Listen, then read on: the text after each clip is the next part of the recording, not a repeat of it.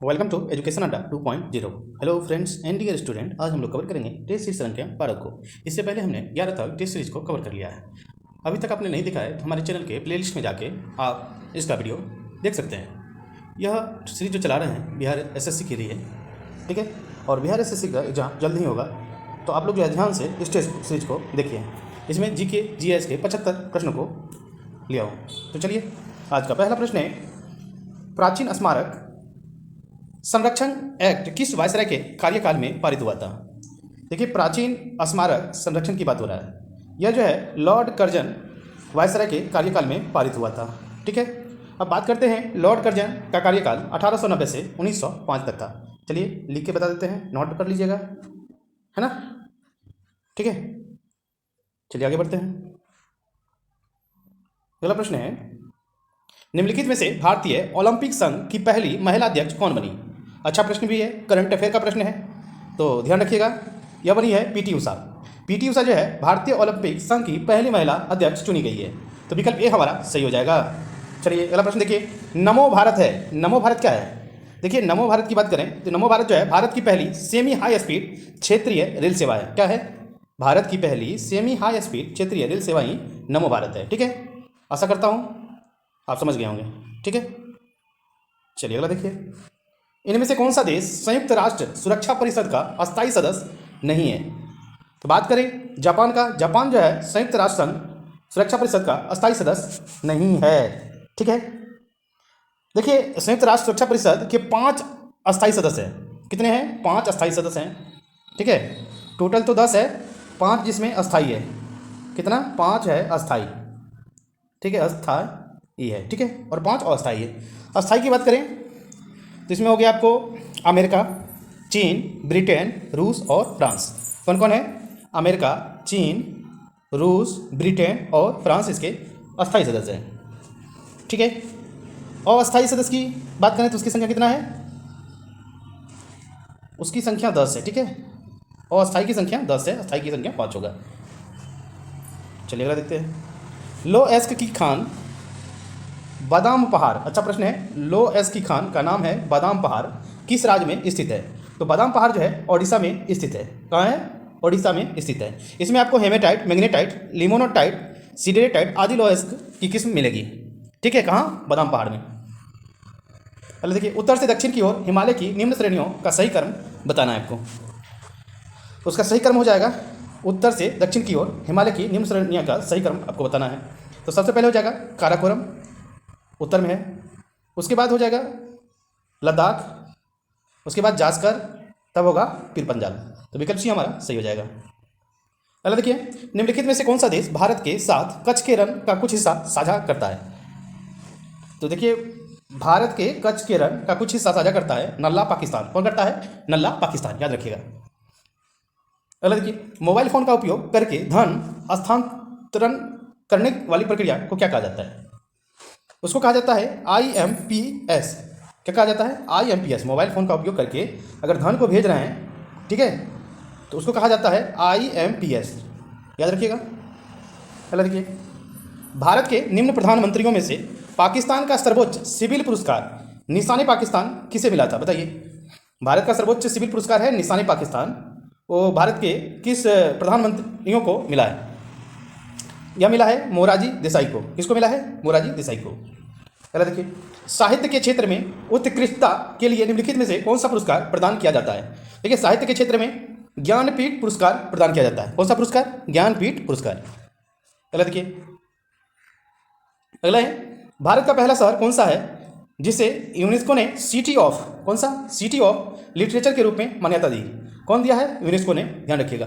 कौन सा है? कोझिकोड। कोझिकोड को ही जो है यूनेस्को ने सिटी ऑफ लिटरेचर के रूप में मान्यता दी है, ध्यान रखिएगा। कोझिकोड सही आंसर होगा। अगला देखिए, सतर्कता जागरूकता सप्ताह 2023 की थीम क्या है? बताइए। सतर्कता जागरूकता सप्ताह 2023 की थीम क्या होगा?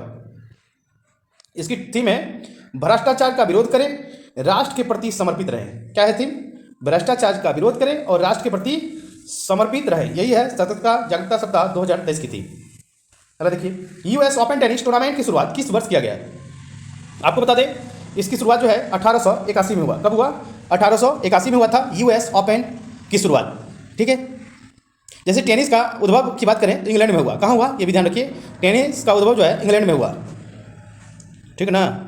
और आधुनिक टेनिस की बात करें, ये जो है इसका स्वरूप इंग्लैंड में मेजर वाल्टन क्लाप्टन विंगफील्ड द्वारा निर्धारित किया गया था। मतलब देखिए, हाल ही में किस खिलाड़ी को वर्ष 2023 के लिए बैलन डी और अवार्ड से सम्मानित किया? कौन सा अवार्ड?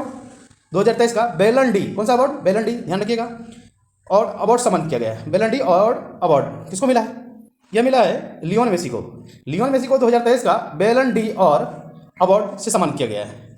देखिए, रोहतास का किला वर्तमान में कहाँ स्थित है बताइए? कमेंट बॉक्स में जरूर लिखिए इसका आंसर अगर आप जानते हैं तो। देखिए, रोहतास का किला वर्तमान में बात करें, यह जो है नल्ला पाकिस्तान में, कहाँ है? नल्ला पाकिस्तान में स्थित है, ठीक है। वर्तमान में रोहतास का किला जो है ना, शेरशाह सूरी के शासनकाल के दौरान बनाया गया था, ये भी याद रखिएगा, जो वर्तमान में पाकिस्तान के पंजाब प्रांत के झेलम शहर के पास स्थित है, ठीक है। अगला देखिए,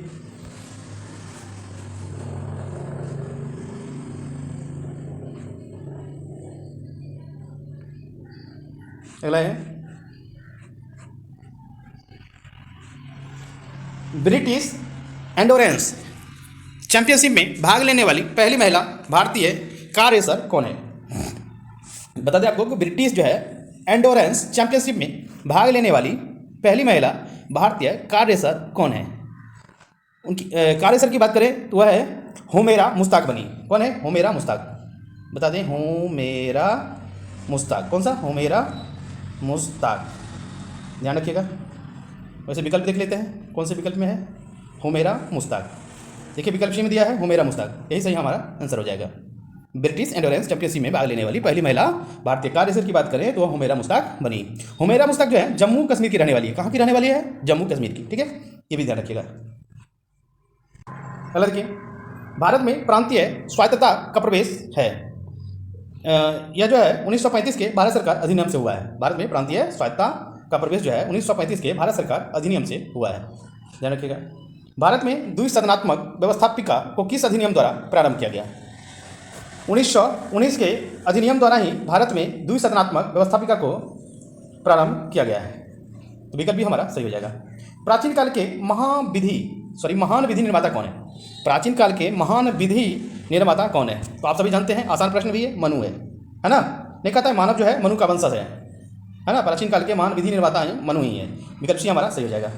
अगला देखिए, दलित वर्गों का संघ स्थापित किया गया था। दलित वर्गों का संघ स्थापित किया था डॉक्टर बी.आर. अम्बेडकर द्वारा। किसके द्वारा? Doctor B R. अम्बेडकर द्वारा, ध्यान रखिएगा। अगला देखिए, निम्नलिखित में से कौन सा त्यौहार सूर्य भगवान और उनकी पत्नी उषा को समर्पित है? बताइए, निम्नलिखित में कौन सा त्यौहार जो है सूर्य भगवान और उनकी पत्नी उषा को समर्पित है?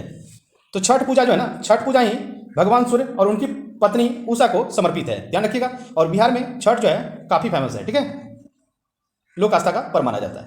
अगला देखिए, अंतर्राष्ट्रीय कृष्ण भावनामृत संघ इस्कॉन की स्थापना किसने की? अंतर्राष्ट्रीय कृष्ण भावनामृत संघ, इसको कहते हैं इस्कॉन की स्थापना किसने की? तो इस्कॉन की स्थापना जो है भक्ति वेदांत स्वामी प्रभुपाद ने किया था। कौन किया? भक्ति वेदांत स्वामी प्रभुपाद के द्वारा इस्कॉन की स्थापना हुई। अगला देखिए, भारतीय रिजर्व बैंक आरबीआई की मौद्रिक नीति समिति मॉनेटरी पॉलिसी कमेटी में कुल कितने सदस्य होते हैं? इसमें कुल सदस्यों की संख्या की बात करें, इसमें 6 सदस्य होते हैं। कितने होते हैं? 6। किसमें होता है? मॉनेटरी पॉलिसी कमेटी में, ध्यान रखिएगा। भारतीय रिजर्व बैंक की मौद्रिक नीति में 6 सदस्य होते हैं, ऐसे करके याद रखिएगा आप, ठीक है। अगला देखिए, सिंधु नदी ग्रेट इंडियन डेजर्ट के डैश में स्थित है। सिंधु नदी है ना, ग्रेट इंडियन डेजर्ट के डैश में स्थित है। तो अगर बात करें तो वह पश्चिम में स्थित है।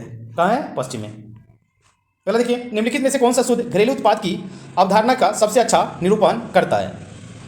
तो आपको जीडीपी माइनस मूल्यह्रास ही जो है शुद्ध घरेलू उत्पाद की अवधारणा का सबसे अच्छा निरूपण करेगा।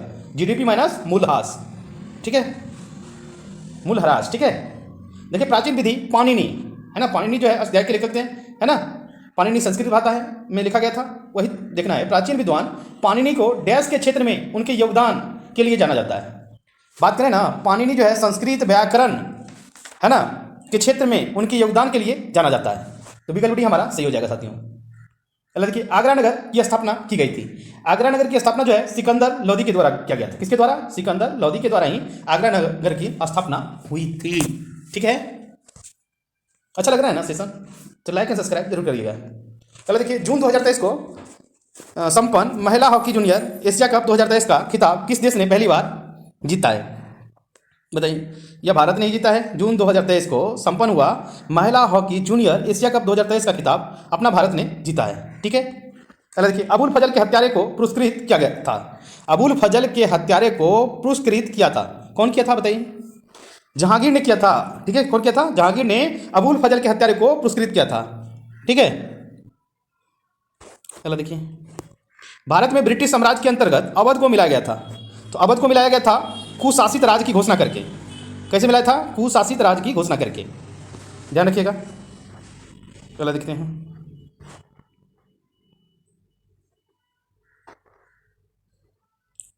देखिए वैसे तो रीजनिंग का प्रश्न है, इसको भी देख लेते हैं। मैथिली एक भाषा है, वो बिहार से संबंधित है। कहाँ से संबंधित है?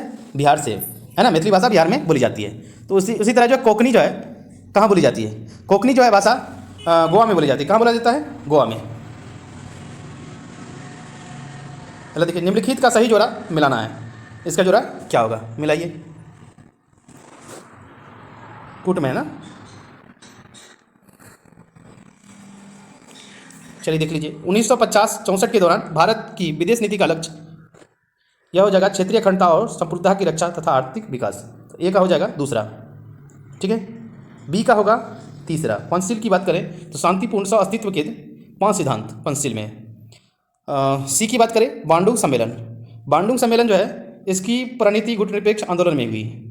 दलाई लामा जो है तिब्बत के धार्मिक नेता जो सीमा पार करके भारत चले आए। ठीक है। अगला देखिए, मालदीव की आधिकारिक भाषा क्या है? बताना आपको मालदीव की आधिकारिक भाषा। देखिए, पड़ोसी क्षेत्र से भी पड़ोसी देश से भी क्वेश्चन एग्जाम में आता ही है।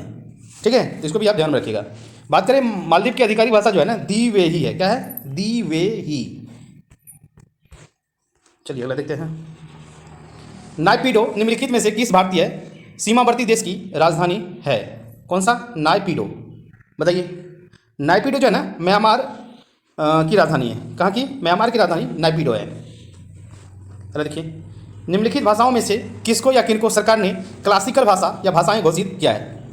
तो क्लासिकल भाषा जो है ना, तमिल, कन्नड़, तेलुगु, ये तीनों को किया है। भारत सरकार ने तमिल, कन्नड़, तेलुगु ये तीनों भाषा को क्लासिकल भाषा घोषित कर दिया है। ठीक है। अगला देखिए, बिहार पंचायत राज अधिनियम 2006 की धारा 90 की उपधारा 1 के अधीन कौन सी संख्या की स्थापना हुई है? तो बात करें ग्राम कचहरी की स्थापना हुआ है। बिहार पंचायत राज अधिनियम 2006 की धारा 90 उपधारा 1 के अधीन जो स्थापना हुआ है ग्राम कचहरी का। तो विकल्प सी हमारा सही हो जाएगा। अगला देखिए, एक कहावत है, अंधेर नगरी या चौपट राजा, ठीक है जी, नामक नाटक निम्नलिखित में से किसके द्वारा लिखी गई है? ठीक है, बताइए। ये लिखा गया है भारतेंदु हरिश्चंद्र के द्वारा, है ना। अधेर नगरी या चौपट राजा नाटक जो है भारतेंदु हरिश्चंद्र के द्वारा लिखा गया है। चलिए अगला देखते हैं। देखिए अगला प्रश्न है, बिहार के गांवों तक वैज्ञानिक खेती को प्रभावी एवं गहरी पहुंच के लिए कौन योजना प्रारंभ की गई है? यह योजना जो है मेरा गांव मेरा गौरव योजना प्रारंभ किया गया है। बिहार के गांव तक वैज्ञानिक खेती को प्रभावित एवं गहरी पहुंच के लिए मेरा गांव और मेरा गौरव योजना की शुरुआत हुई है। चलिए अगला देखिए, पंचायती राज व्यवस्था को प्रारंभ करने से पूर्व गांव के लिए सर्वांगीण विकास के लिए कौन सी कार्यक्रम या योजना चलाया गया था? वह योजना चलाया गया था सामुदायिक विकास कार्यक्रम और राष्ट्रीय विस्तार सेवा। तो आंसर हो जाएगा ए और बी दोनों। चलिए देखिए, भारत के उच्चतम न्यायालय का आदर्श वाक्य क्या है? अच्छा प्रश्न है, बताइए। भारत के उच्चतम न्यायालय का आदर्श वाक्य है यतो धर्मस्तुतो जया। क्या है? यतो धर्मस्तुतो जया। ठीक है, ये भारत के उच्चतम न्यायालय है ना का आदर्श वाक्य है। उच्चतम मतलब सुप्रीम कोर्ट, है ना। चलिए देखिए, अरुण, वरुण और तमूर नदियाँ डैश नदी प्रणाली का हिस्सा है। यह जो है कोसी नदी का हिस्सा है। ठीक है, अरुण, वरुण और तमूर नदियाँ जो है कोसी नदी प्रणाली का हिस्सा है। अगला देखिए, 2011 की जनगणना के अनुसार निम्नलिखित में से किस राज्य की जनसंख्या सबसे कम है? सबसे कम जो जानते हैं कहाँ का है? सिक्किम का है। कहाँ का है? सिक्किम का, है ना। चलिए देखिए, दीपूदरा कहाँ स्थित है? तो दीपूदरा जो है ना अरुणाचल प्रदेश में। कहाँ है? अरुणाचल प्रदेश में स्थित है। अगला देखिए, भारत की संसद में पहला लोकपाल विधेयक कब पेश किया गया था? पहला लोकपाल विधेयक जो है 1968 में पेश किया गया था भारत की संसद में, ध्यान रखिएगा। अगला देखिए, सूची फर्स्ट में दिए गए बिंदुओं को सूची सेकंड में दिए गए बिंदुओं से सुमेलित करना है।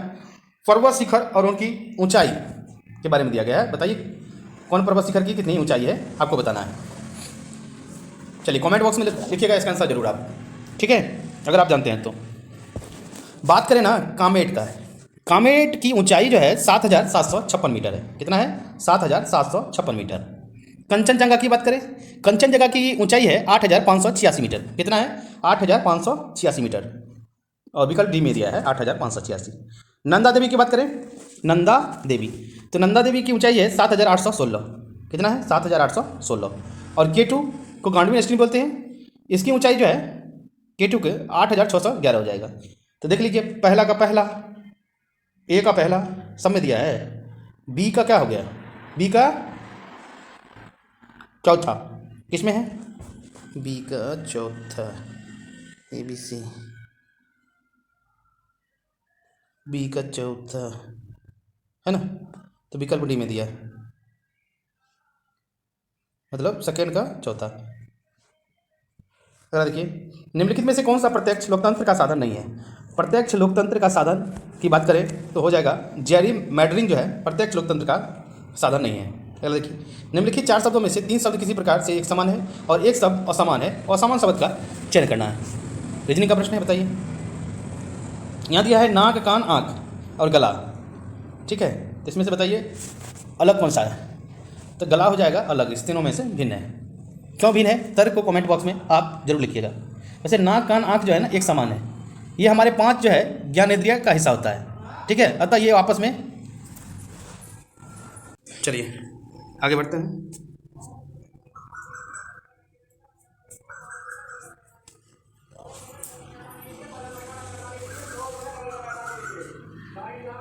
देखिए अगला प्रश्न है, निम्न में से कौन सा प्रत्यक्ष कर का उदाहरण नहीं है? प्रत्यक्ष कर का उदाहरण कौन सा नहीं है, बताइए। तो बात करें प्रत्यक्ष कर का उदाहरण जो है नहीं होगा, वस्तु और सेवा कर जो है प्रत्यक्ष कर नहीं होते हैं, ठीक है। गांधी सागर बांध निम्नलिखित में से किसका हिस्सा है? गांधी सागर बांध जो है चंबल नदी का हिस्सा है। किसका है? चंबल नदी का, ठीक है। निम्नलिखित नदियों में से किसका उद्गम भारत में नहीं है? भारत में नहीं है, तो भारत में जो है सतलज का उद्गम जो है भारत में नहीं है, विकल्प हमारा सही हो जाएगा। अगला देखिए, मरणोपरांत प्रथम भारत रत्न किन्हें दिया गया है? मरणोपरांत प्रथम भारत रत्न जो है लाल बहादुर शास्त्री को मिला है, विकल्प डी हमारा सही होगा। अगला देखिए, फर्स्ट चैत्र पड़ता है इस दिन को, चैत्र कब पड़ता है? अच्छा प्रश्न भी, और चैत्र आने वाला भी है, बताइए। चैत्र जो है ना 22 मार्च को पड़ता है। वैसे देखा जाए ना, चैत्र जो है 22 मार्च को चैत्र जो है प्राय घुस जाता है ना, की शुरुआत होता है, घुस जाता नहीं है, ठीक है। अगला देखिए, जिस ताप पर द्रव्य का वाष्प दाब एक वायुमंडलीय दाब के बराबर हो जाता है उस ताप को क्या कहते हैं? उस ताप को हम लोग क्वथनांक कहते हैं। क्या कहते हैं? क्वथनांक। जिस ताप पर द्रव्य का वाष्प दाब एक वायुमंडलीय दाब के बराबर हो जाता है उस ताप को क्वथनांक कहा जाता है, ध्यान रखिएगा। अगला देखिए, वह वस्तुएं जिनका गंध एसिडिक तथा बेसिक माध्यम में बदलता हो को डैश कहते हैं? उसको कहते हैं ऑल फैक्टरी संकेतक। क्या कहते हैं? ऑल फैक्टरी संकेतक। अगला देखिए, अगला है, इनमें से कौन सी गतिविधि ग्रीन हाउस प्रभाव के लिए जिम्मेदार नहीं है?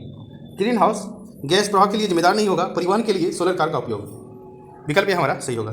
देखिए, विभिन्न विद्युत सुरक्षा उपकरणों में से विद्युत धारा के तापीय प्रभाव पर आधारित उपकरण क्या कहलाता है? तो इसको कहा जाता है फ्यूज। क्या कहता है? फ्यूज। चलिए देखिए, मानव शरीर में पाए जाने वाले एंजाइमों के संबंध में निम्नलिखित में से कौन सा कथन सही है? कथन 2 दिया है, आपको बताना है कौन सा कथन सत्य है। देखिए, दोनों कथन सत्य है। पहला कथन में दिया है माल्टेज लार में उपस्थित होता है और सक्रा माल्टेज मानव शरीर में पाए जाने वाले एंजाइमों के संबंध में हो, ये भी सही है। कथन बी कहता है एमाइलेज जो है लार में उपस्थित होता है और स्टार्च को सक्रा में परिवर्तित करने में सहायक होता है। चलिए अगला देखिए, निम्नलिखित में से कौन सा प्रकाश के अपवर्तन का उदाहरण नहीं है? प्रकाश के अपवर्तन का उदाहरण नहीं है अस्त होते हुए सूर्य का रंग लाल होना, ये जो है प्रकाश के अपवर्तन नियम से संबंध नहीं रखता है, ठीक है। प्रकाश के अपवर्तन का उदाहरण हो जाएगा जैसे इंद्रधनुष का निर्माण, तारों का टिमाना जो है, मानव आँख द्वारा छवि का निर्माण, है ना, ये सब। चलो देखिए, परजीनी गाय रोजी के दूध में मिलाने वाले प्रोटीन है, बताइए क्या होगा? परजीनी गाय, कौन सा? परजीनी गाय रोजी के दूध में मिलने वाला प्रोटीन क्या है? तो उसमें जो है प्रोटीन की बात करें ना, तो मानव अल्फा लेक्ट एल्बुमिन मिलता है। कौन सा? मानव अल्फा लेक्ट एल्बुमिन। द्रव्यमान संरक्षण के नियम का उत्तम उदाहरण क्या होगा? इसका उत्तम उदाहरण जाएगा 12 ग्राम कार्बन 32 ग्राम ऑक्सीजन से संयोग करके 44 ग्राम CO2 का निर्माण करता है। ठीक है, तो विकल्प ए हमारा सही हो जाएगा। अगला देखिए, अगला है NaCl के घोल में लवण का सांद्रण बढ़ाने पर निम्नलिखित में से किस गुणधर्म के परिवर्तित न होने की आशा करेंगे। तो देखिए अपवर्तनांक का जो है ना आशा नहीं करेंगे हम लोग, तो विकल्प सी हमारा सही हो जाएगा। निम्नलिखित में से कौन सा कथन सही है बताइए। कथन दिया है 3 को, बताना है कौन सा कथन आपको सत्य लग रहा है। देखिए कहता है ठोस CO2 को सूखी बर्फ के रूप में जाना जाता है, ये सही कथन है। ठोस CO2 सीधे तरल रूप में बदल जाती है, ये भी सही है। ठोस CO2 सीधे तौर पर गैस के रूप में बदल जाती है, गलत है। अरे बर्फ को कभी देखें गैस के रूप में बदल जाता है, नहीं ना। तो इसका सही आंसर हो जाएगा विकल्प डी, फर्स्ट और सेकंड सही है।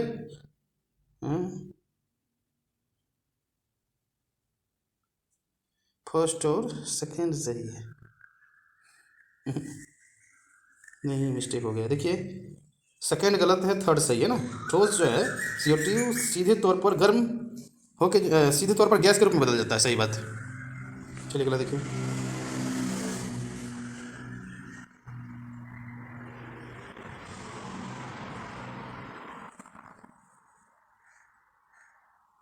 चलिए अगला प्रश्न देखिए। सूर्योदय तथा सूर्यास्त के समय सूर्य के रक्ताभ प्रतीत होने में निम्नलिखित परिघटनाओं में से किसका महत्वपूर्ण योगदान है। तो प्रकाश का परिकिरणन हो जाएगा सही आंसर, ठीक है। प्रकाश का परिकिरणन के कारण ही ऐसा होता है। मिल्क ऑफ मैग्नीशिया की pH कितनी होती है। मिल्क ऑफ मैग्नीशिया की pH की बात करें तो हो जाएगा 10.5। कितना होता है मिल्क ऑफ मैग्नीशिया की pH 10.5। जल की छोटी बूंदें द्वारा प्रकाश के डैश से इंद्रधनुष बनती है, यह बनेगा आवर्तन एवं पूर्ण आंतरिक परावर्तन से। विकल्प डी हमारा सही होगा। अगला देखिए, आधुनिक आवर्त सारणी में किस तत्व में संयोजकता इलेक्ट्रॉनों की संख्या सीजियम की संयोजकता इलेक्ट्रॉनों के समान होती है। यह होगा पोटेशियम के समान, किसके, पोटेशियम। अगला देखिए, निम्नलिखित में से कौन सा एक उद्योग सर्वाधिक नॉन बायोडिग्रेडेबल वेस्ट उत्पन्न करता है।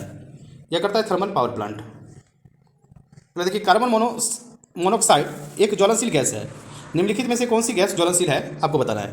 तो हाइड्रोजन जो है ज्वलनशील गैस होता है, ठीक है। अगला देखिए, एक्टिनाइड श्रेणी में 14 तत्व हैं, निम्नलिखित में से कौन सा तत्व इस श्रेणी का सदस्य नहीं है। तो इस श्रेणी का सदस्य नहीं होगा कौन सा, विकल्प सी TM।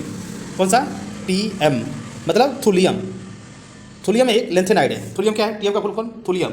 थुलियम जो है क्या है, लेंथेनाइड, ठीक है। अगला देखिए, प्रकाश डैश में संचरित होता है ना। प्रकाश किस में संचरित होगा, सीधी रेखा में होता है ना। अगला देखिए, निम्नलिखित में से कौन सा कथन गलत है। गलत कथन को आपको बताना है, कौन सा कथन गलत कथन। तो ये पहला दिया ना, अधातु धनायन बनाती है, यही गलत है। अधातु कभी धनायन नहीं बनाएगी, ठीक है। अगला देखिए, मानव आहार में निम्नलिखित में से किस विटामिन की कमी होने से शुष्का पिछाग यानी कि जीरो पथेलमिया नामक रोग होता है। देखिए जीरो पथेलमिया अगर रोग होता है ना तो समझिए उस आदमी को विटामिन ए की कमी है। किसकी कमी है, विटामिन ए की कमी है ना। अगला देखिए, एप्सम लवण इसका यौगिक है। एप्सम लवण, एप्सम लवण की बात करें ना, वह मैग्नीशियम का यौगिक होता है। किसका, मैग्नीशियम का। निम्नलिखित कथनों में से कौन सा कथन सही नहीं है, बताइए कौन सा कथन सही नहीं है। ये बी नंबर में दिया है ना, हरे पौधा अपना भोजन कार्बनिक यौगिक से प्राप्त करता है, यही गलत बात है ना। पहले देखिए, सूर्य ग्रहण के समय दिखाई देने वाला उसका बाह्यतम भाग जिसे सूर्य मुकुट भी कहा जाता है, निम्न में से कौन सा है बताइए। तो ये होगा परिमंडल या कोरोना। क्या कहलाता है, परिमंडल या कोरोना कहलाता है। जो मुकुट आदमी कहता है ना, मुकुट दिखाई दे रहा है, तो होता है एक्चुअली में परिमंडल या कोरोना। पहले देखिए, सुमिलित करना है आविष्कार और आविष्कर्ता। जैसे भाप इंजन का आविष्कार कौन किया है, रेल इंजन का कौन किया है, गैस का कौन किया है ना, रॉकेट का कौन किया है, ये आपको बताना है। चलिए बताइए आप। तो भाप इंजन का आविष्कार जो है ना, जेम्स वाट किया है। कौन किया है, जेम्स वाट। तो ए का हो जाएगा तीसरा, ठीक है। रेल का इंजन का आविष्कार किया था स्टीफेंस। कौन किया है, स्टीफेंस। और गैस के इंजन का आविष्कार कौन किया है, गैस के इंजन का आविष्कार किया है डायमलर। कौन किया है, डायमलर। और रॉकेट इंजन का गोडार्ड। कौन किया है, गोडार्ड। तो समझ गए। चलिए आगे बढ़ते हैं। परमाणु बलों के सिद्धांत की खोज किसने की थी। परमाणु बलों की सिद्धांत की खोज क्या है, हिडेकी युकावा। कौन किया है, हिडेकी युकावा। इसी के साथ हमने 75 जीके प्रश्नों को कवर कर लिया है। साथियों आज के लिए इतना ही। जय हिंद, जय भारत, जय बिहार।